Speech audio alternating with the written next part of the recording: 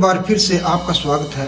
आज जानेंगे महाभारत के महान पात्र कर्ण की दानवीरता के बारे में। आप हमारे साथ वीडियो के अंत तक बने रहें और अगर आपने हमारे चैनल को अभी तक सब्सक्राइब नहीं किया तो कृपा करके चैनल को सब्सक्राइब जरूर कर लेना। कुंती सूर्य पुत्र कर्ण को महाभारत का एक महत्वपूर्ण योद्धा माना जाता है।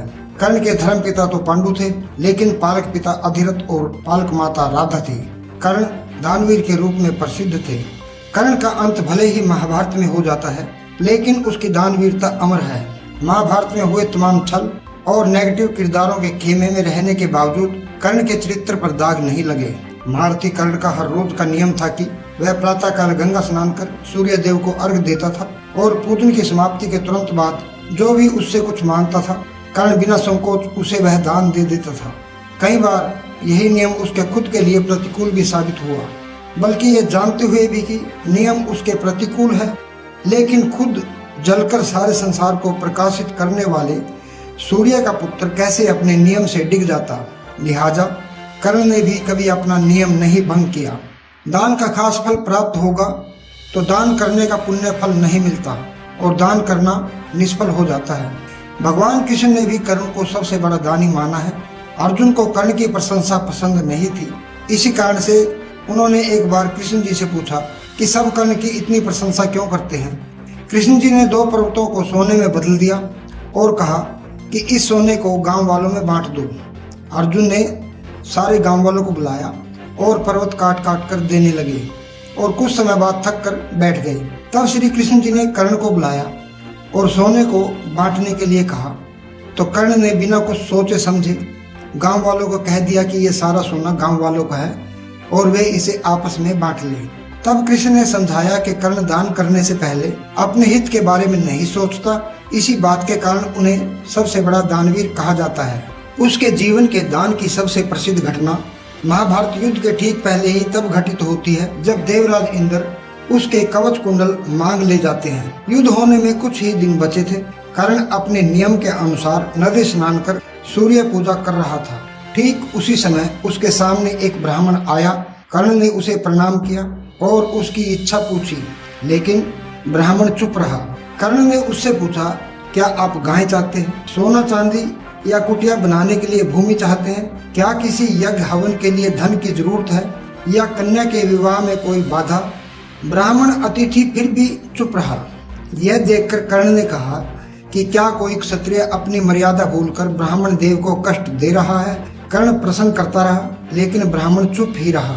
यह देखकर कर्ण भी चुप हो गया और सोचने लगा कि शायद ब्राह्मण देव का मौन व्रत हो और वह विशेष मुहूर्त के बाद ही कुछ कहे।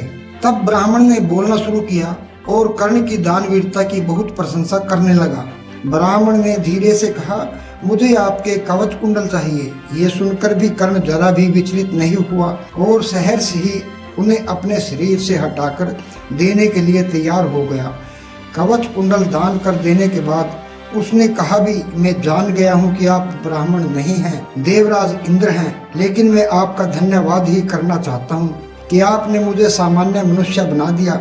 अब इतिहास और संसार यह नहीं कहेगा कि मैं अर्जुन से इसलिए जीत गया क्योंकि मेरे पास कवच कुंडल था। आपने मुझे समानता के पद पर ला दिया है। कर्ण को एक रात पहले ही उसके पिता सूर्यदेव सपने में आकर बता गए थे कि देवराज इंद्र कवच कुंडल लेने आएंगे। इसके बावजूद कर्ण ने अपना नियम भंग नहीं किया था। कर्ण के सामने अपने जीवन का सबसे बड़ा रहस्य भी उसकी इसी सूर्य पूजा के नियम के समय ही खुलता है। युद्ध से कुछ दिन पहले ही माँ कुंती आती है और बताती है कि वह राधे नहीं है, कौंतेय है, कुंती का सबसे बड़ा पुत्र है। तब कर्ण अपनी माँ को कहता है कि माता, अब बहुत देर हो चुकी है। अब या तो अर्जुन जीवित बचेगा या फिर मैं। संसार में आपकी 5 पुत्रों की गिनती कभी कम नहीं होगी। इस तरह वह माँ कुंती के आंचल में भी उसके पुत्रों का जीवन दान कर देता है। कृष्ण जी बार बार कर्ण की दानवीरता की प्रशंसा करते थे। एक दिन अर्जुन खिंच गए। उन्होंने कहा कि दान धर्म तो भैया युधिष्ठिर भी खूब करते हैं, लेकिन आप कर्ण की ही प्रशंसा क्यों करते हैं? कृष्ण जी ने इस सवाल का जवाब बताने के लिए अर्जुन से वेद पाठी ब्राह्मण का वेश बनाने के लिए कहा। अब ब्राह्मण वेश में दोनों युधिष्ठिर के पास गए। उस समय बारिश का मौसम था। ब्राह्मण बने कृष्ण ने युधिष्ठिर से कहा कि हमें एक यज्ञ अनुष्ठान करना है, उसके लिए चंदन की लकड़ी चाहिए और भोज के लिए ईंधन भी चाहिए। राज्य में बारिश हो रही है, कहीं भी सूखी लकड़ी नहीं मिली। तब युधिष्ठिर ने अपने सैनिकों को आदेश दिया कि जहां वर्षा न हो रही हो वहां से चंदन और जलावन की लकड़ियां लाकर ब्राह्मणों को दी जाए। ऐसा आदेश देने के बाद उन्होंने ब्राह्मणों से कुछ समय बाद आने को कहा। अर्जुन ने कहा, देखा आपने भैया कितने दानी हैं। एक साधारण ब्राह्मण के लिए अपने सैनिक दौड़ा दिए। कृष्ण ये सुनकर बस मुस्कुरा दिए। आगे इसी ब्राह्मण वेश में वे कर्ण के पास गए और वही मांग दोहराई। कर्ण ने देखा कि बारिश हो रही है, ऐसे में सूखी लकड़ियां मिलना मुश्किल था।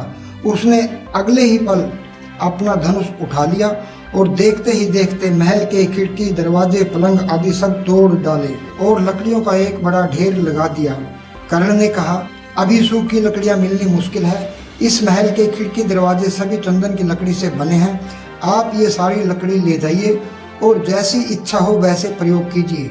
कर्ण की बात सुनकर कृष्ण ने अर्जुन को देखा तो अर्जुन ने बिना कुछ बोले सिर झुका लिया। कर्ण दान करने के लिए काफी प्रसिद्ध था। कर्ण जब युद्ध क्षेत्र में आखिरी सांस ले रहा था तो भगवान कृष्ण ने उसकी दानशीलता की परीक्षा लेनी चाहिए। वे गरीब ब्राह्मण बनकर कर्ण के पास गए और कहा कि तुम्हारे बारे में काफी सुना है और तुमसे मुझे अभी कुछ उपहार चाहिए। कर्ण ने उत्तर में कहा कि आप जो भी चाहे मांग ले। ब्राह्मण ने सोना मांगा। कर्ण ने कहा कि सोना तो उसके दांत में है और आप इसे ले सकते हैं। ब्राह्मण ने जवाब दिया कि मैं इतना कायर नहीं हूँ कि तुम्हारे दांत तोड़ूं। घायल कर्ण ने तब एक पत्थर उठाया और अपने दांत तोड़ दिए। ब्राह्मण ने इसे भी लेने से इनकार करते हुए कहा, खून से सना हुआ यह सोना वह नहीं ले सकता। कर्ण ने इसके बाद एक बाण उठाया और आसमान की तरफ चलाया। इसके बाद बारिश होने लगी और दांत धुल गया और तभी ब्राह्मण ने वो दांत ले लिया। दानवीरता के साथ साथ कर्ण के बल की भी अपार सीमा थी। कर्ण अर्जुन युद्ध हो रहा था। अर्जुन अपने एक बाण के प्रहार से कर्ण के रथ को कई हाथ पीछे धकेल देता था, जबकि कर्ण जब अर्जुन के रथ पर वार करता तो वह 3-4 अंगुल ही पीछे जा पाता।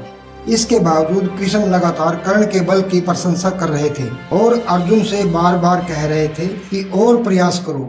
इस पर अर्जुन पूछता है कि कर्ण तो हमारे रथ को जरा सा ही हिला पाता है और आप उसकी प्रशंसा कर रहे हैं।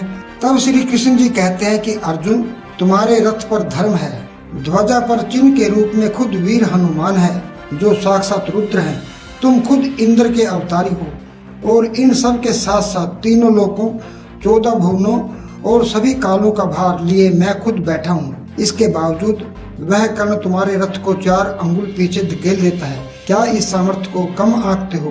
कहते हैं कि युद्ध समाप्त होने के तुरंत बाद श्री कृष्ण जी रथ सहित अर्जुन को लेकर एक सुनसान जगह पर पहुंचे और अर्जुन को जल्द ही रथ से कूदने के लिए कहा। इसके तुरंत बाद कृष्ण जी भी उतरे। जैसे ही कृष्ण जी रथ से हटे, एक भयंकर विस्फोट के साथ रथ में आग लग गई और वह भस्म हो गया। अर्जुन यह देखता ही रह गया। तभी वहां हनुमान जी प्रकट हुए और केशव से एक क्षमा मांगने लगे कि वह रथ को केवल इतने दिन ही संभाल सके क्योंकि यह रथ टूट गया था। तब अर्जुन ने कहा, रथ टूट गया था? यह तो अभी भस्म हुआ है, पहले तो ठीक था। तब हनुमान जी ने कहा कि नहीं पार्थ, यह रथ कर्ण से युद्ध के समय अपने 16वें दिन ही टूट गया था, जब कर्ण ने आप पर प्रहार किया था और केशव ने रथ को झुकाकर आपको बचाया था। तब वह तेज पुंज वाला बाण रथ से टकरा गया था। तब से मैं इसे श्री राम जी की इच्छा से थामे हुए था। आज युद्ध समाप्त होते ही रथ भस्म हो गया। ये थी कर्ण की वीरता, उसकी दानशीलता और उसके सूर्य देव का अंश होने का प्रभाव। कर्ण ने गायत्री मंत्र को सिद्ध कर लिया था। देवी गायत्री का यह मंत्र असल में सूर्य देव का ही मंत्र है जो हमें सतमार्ग पर चलने के लिए प्रेरणा देता है। इस मंत्र को ऋषि विश्वामित्र ने प्रकट किया था और उन्होंने सूर्य देव की आभा में ही गायत्री देवी को पहचाना था। कर्ण की यह कथा मानवता के लिए प्रेरणा है और युगों युगों तक मनुष्यों को परहित के लिए प्रेरित करती है। साथियों, ये थी कर्ण की गाथा। ये वीडियो आपको कैसी लगी कृपया करके कमेंट बॉक्स में ज़रूर बताना।